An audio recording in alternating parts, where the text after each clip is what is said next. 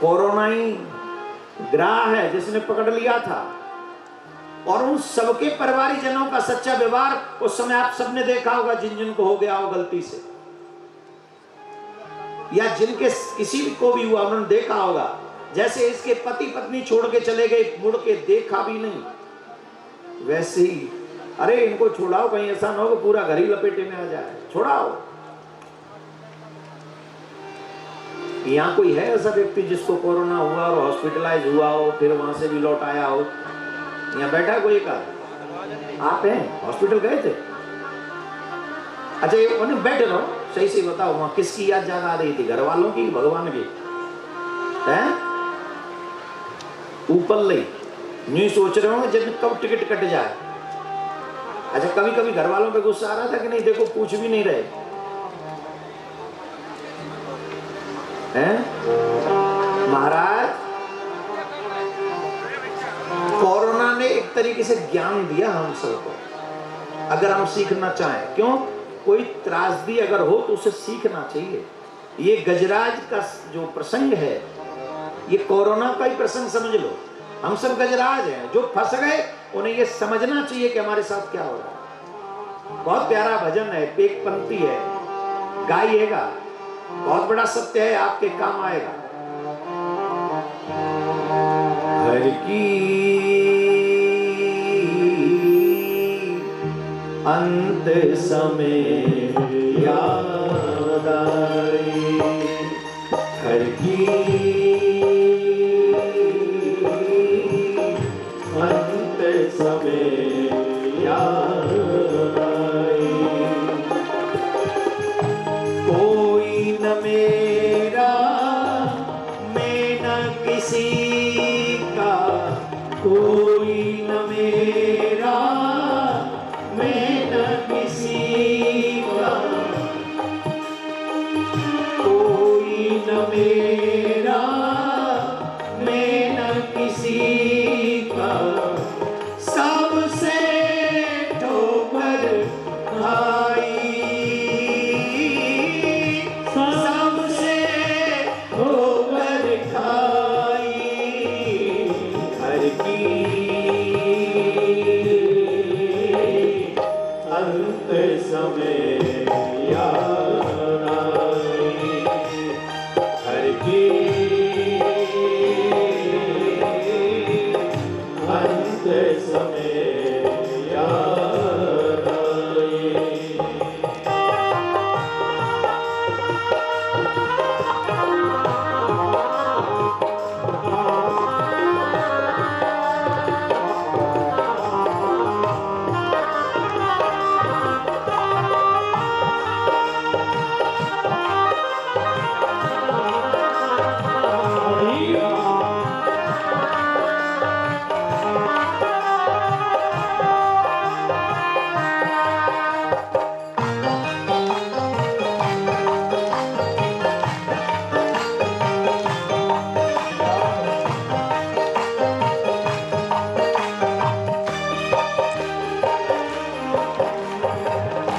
सारा जीवन पत्नी को अपने गले लगाया, सारा जीवन पत्नी को अपने गले लगाया। बेटों की खातिर मैंने अपना सारा जीवन गवाया, छोड़े चले गए बीच भंवर में, छोड़े चले गए बीच भंवर में, इनको दया न आई, इनको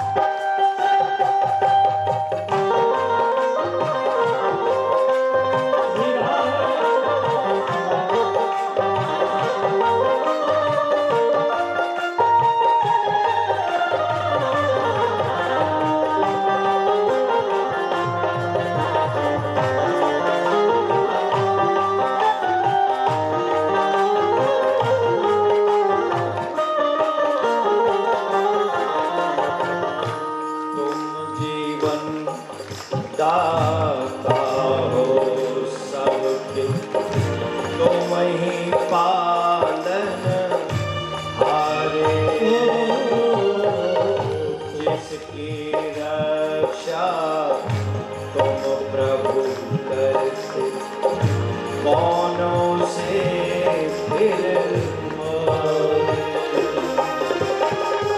बीच भंवर में तुमको पुकारो, बीच भंवर में तुमको पुकारो, आ जाओ हर जाई हो, आ जाओ हर जाई, हर के अंत समय याद आए, हर के अंत समय याद आई। कोई न मेरा मैं न किसी का, कोई न मेरा मैं न किसी का, सबसे ठोकर खाई हो, सबसे ठोकर खाई, की अंत समय याद आई,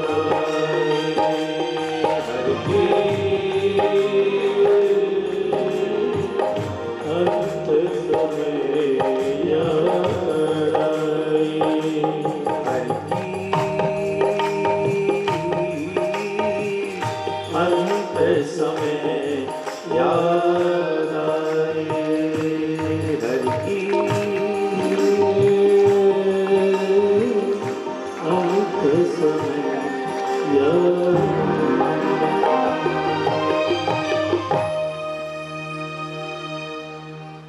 श्री सुखदेव जी महाराज कहते हैं, गजराज को लगा कि अब मेरे प्राणों पे संकट आ ही गया है, अब मुझे बचाने वाला कोई नहीं है। संत तो ये कहते हैं कि जब कोई नहीं होता तभी भगवान की याद भी आती है। जब तक संसार वाले मिल बैठ के खाने पीने वाले मिल जाएं, हा हा हू करने वाले मिल जाएं, तब तक भगवान की याद नहीं आती। जब अच्छा समय चल रहा होता है तब तो पार्टियां याद आती हैं। विपत्ति में जब चारों तरफ कोई नजर ना आए, ऑक्सीजन कम हो जाए और शहर में सिलेंडर खत्म हो जाए और हॉस्पिटल वाले भी कहीं कहीं और इंतजाम कर लो, सही मायने में तब याद आती है। मैं अपना अनुभव बता रहा हूँ, ऐसे नहीं बता रहा हूँ।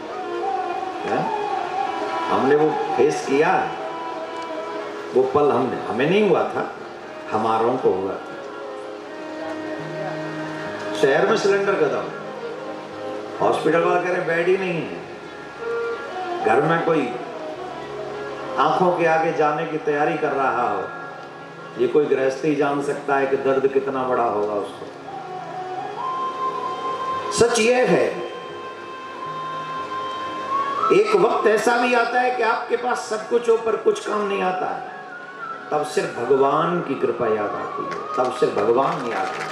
और वो सही समय होता है भगवान को याद करने का। उस समय जो अटैचमेंट होती है ना, वो दिल से होती है। उस समय लगता है कि भगवान के सिवा कोई नहीं है, और यही सत्य है। वो क्षणिक ज्ञान अगर हमेशा के लिए हो जाए तो आनंद आ जाए महाराज। है क्षणिक, उस समय बुरे समय के लिए रहता है, लेकिन वो हमेशा के लिए। यह ग्रह विधाता की फांसी है, इसमें फंसकर आतुर हो रहा हूं। जब मुझे मेरे बराबर के हाथी भी इस विपत्ति से न उबार सके, तो ये बेचारी हथनियां मुझे कैसे छुड़ा सकती हैं। ये सोचने में लग गया, मैं संपूर्ण विश्व के एकमात्र आश्रय भगवान की ही शरण लेता हूं।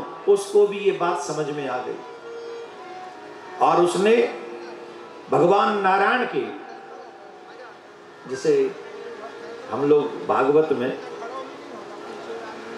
गजेंद्र स्तोत्र कहते हैं कि विपत्ति काल में जब आपका समय बुरा चल रहा हो, तो इस गजेंद्र के द्वारा की हुई प्रार्थना को जब कोई सुनता है अथवा करता है, उसकी विपत्तियां कम हो जाती हैं, टल जाती हैं। हमारे शास्त्रों में, पुराणों में आपके घर की तमाम समस्याओं का समाधान है। दुर्भाग्य से हम पढ़ते नहीं हैं, इसलिए दुख बढ़ते ही चले जाते हैं। अगर हमें विश्वास हो जाए भगवान पर, पुराणों पर, संतों की वाणी पर, ग्रंथों पर, और उनका प्रयोग करने लग जाए अपने घरों में, तो आधी से ज्यादा समस्या तो हम अपने आप घर में ही समाप्त कर लें। और जब कोई संकट बड़ो आ जाए तो फिर महाराज जी की शरण में आ जाए, कहते बालाजी बैठे सब ठीक कर दें तुम्हें। और जब राज जी से ठीक नहीं हो तो चमेटा कर दें ठीक तुम्हें। तो जब चमेटा पड़े दो चार तो अपने आप आ जाओ लाइन में, राधे राधे बोलना पड़ेगा। ऐसा नहीं, जोर से बोलिए। ओम नमो भगवते तस्मये तच्चिदात्मकं पुरुषाय बीजाय परेशाय धीमहि। ये उस स्तोत्र का प्रथम श्लोक है, ये प्रथम श्लोक है उसका। गजेंद्र कहते हैं, हे जगत के मूल कारण और सबके हृदय में पुरुष के रूप में विराजमान एवं समस्त जगत के एकमात्र स्वामी, जिनके कारण संसार में चेतना का विस्तार होता है, उन भगवान को मैं नमस्कार करता हूं, उन प्रभु को मैं नमस्कार करता हूं। प्रार्थना का ये गजेंद्र मोक्ष का स्तोत्र बड़ा है, परंतु संतों के मुंह से ऐसा सुना है कि जब गजेंद्र ने गोविंद कहने के लिए गो शब्द का उच्चारण किया, सिर्फ गो शब्द का उच्चारण किया, गोविंद होते होते तो भगवान ने उसका संकट समाप्त कर दिया। गोविंद कहते कहते संकट समाप्त हो गया। बोलो राधे राधे। धीरे बोलो और धीरे बोलो, जो पीछे खड़े हैं वो भी धीरे ही बोलो।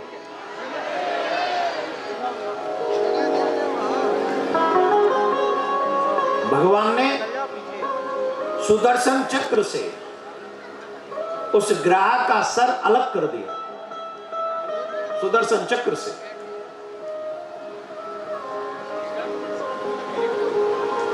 जानते हो भगवान का नाम कब लिया था? एक जौ के बराबर उसकी सूंड जल के ऊपर रह गई थी, मात्र एक जौ के बराबर। जौ का दाना तो जानते हैं, देखा है? एक जौ के दाने के बराबर रह गई थी। तब भगवान प्रकट हुए, ग्राह का वध किया और हाथी की सूंड को पकड़ के बाहर खींच लिया और कहा चिंता मत कर, नाम लिया हो गया काम।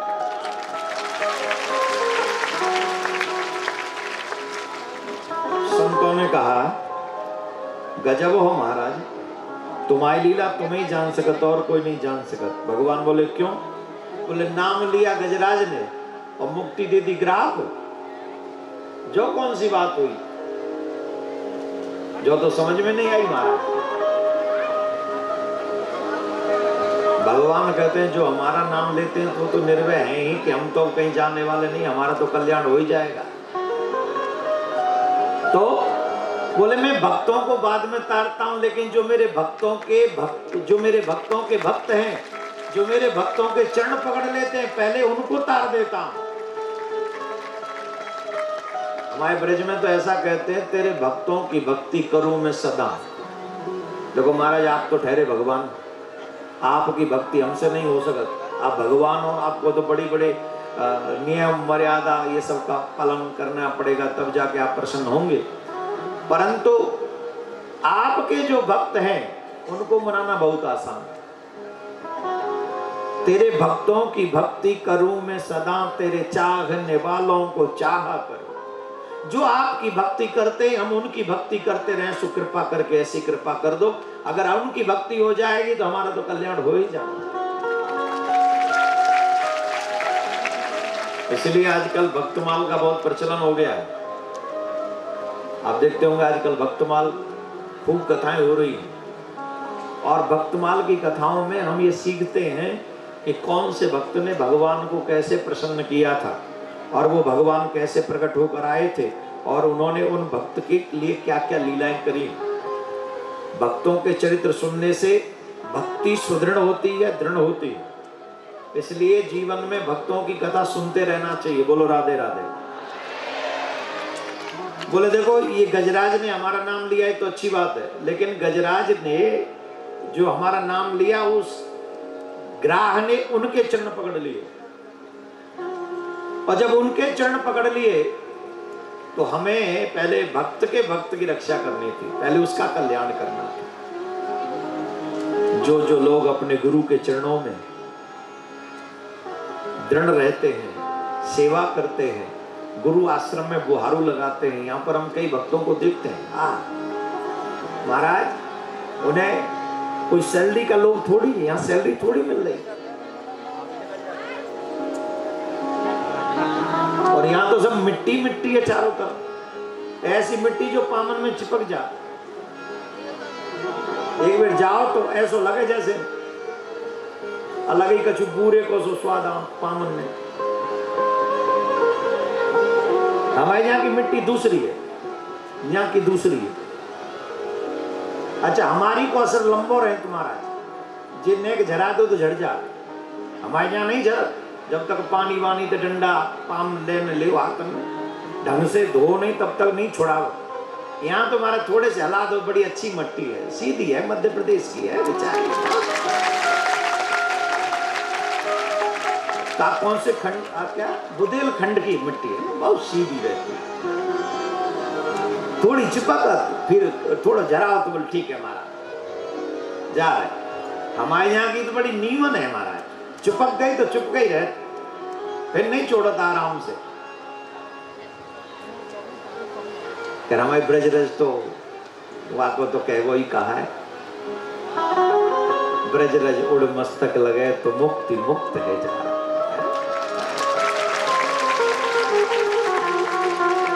पर हम यहाँ के भक्तन की सेवा भाव देख रहे थे, कह रहे थे बहुत भाव सेवा करते हैं लोग, और ये सेवा भाव होना चाहिए अपने गुरु के प्रति, गुरु स्थान के प्रति, आश्रम के प्रति, संतों के प्रति।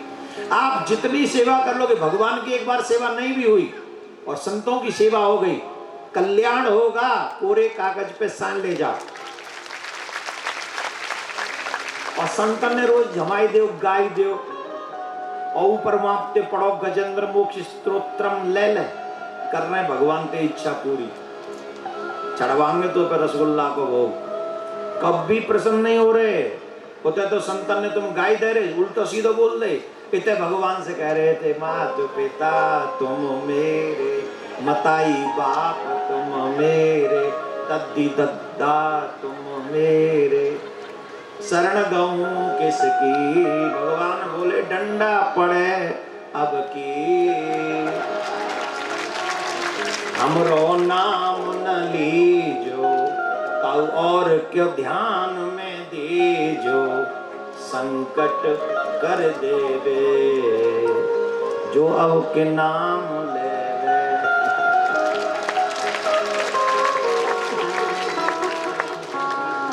संतों को उल्टा सीधा बोलो तो हम तुम्हारे मताई बाप नहीं हो सकते, भगवान कह रहे, और ये सच है। देखिए आज का व्यक्ति बड़ा अजीब सा हो गया, रोज सुंदरकांड का पाठ करता है पर सुंदरकांड से ही नहीं समझता है। रावण ने विभीषण की बात नहीं मानी, लंका जल गई, दोबारा फिर नहीं मानी, तो साधु अवज्ञा कर फल ऐसा, जरे नगर अनाथ कर जैसा। महाराज हम लोग रोज दुआई देते धर्म की, लेकिन अपने सनातनी जो मंदिर में रोज आरती उतार रहे, ईमानदारी से बताओ साधु संत कथावाचक ब्राह्मणों के प्रति कितनी श्रद्धा है तुम्हारी, कितनी है? दिल से पूछना, हमसे नहीं। बिना संतों के तुम्हारा सनातन चले, बिना ब्राह्मणों के तुम्हारा सनातन चले, बिना भक्तों के तिलकधारियों के तुम्हारा सनातन चले? चल सकत बोलो हाँ या ना। एक तरफ भगवान की छवि बना ली हो पहाड़ जैसी, दूसरी तरफ मन में संतों को गाली देते हो, और मिल जाए तो माथा टेकते हो। भगवान तुझे तेरे अंदर जाके देख रहा है, ऐसा लंगोटा घुमाएगा कि सोटा पे सोटा।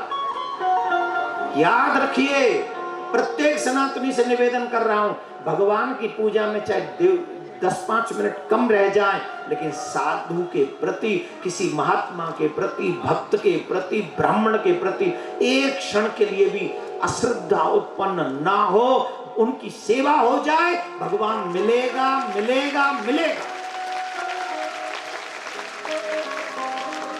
प्रमाण के लिए चाहिए तो सुनो, हम प्रमाण भी दे देते हैं। बताइए ग्राह ने कौन से भगवान का भजन किया था?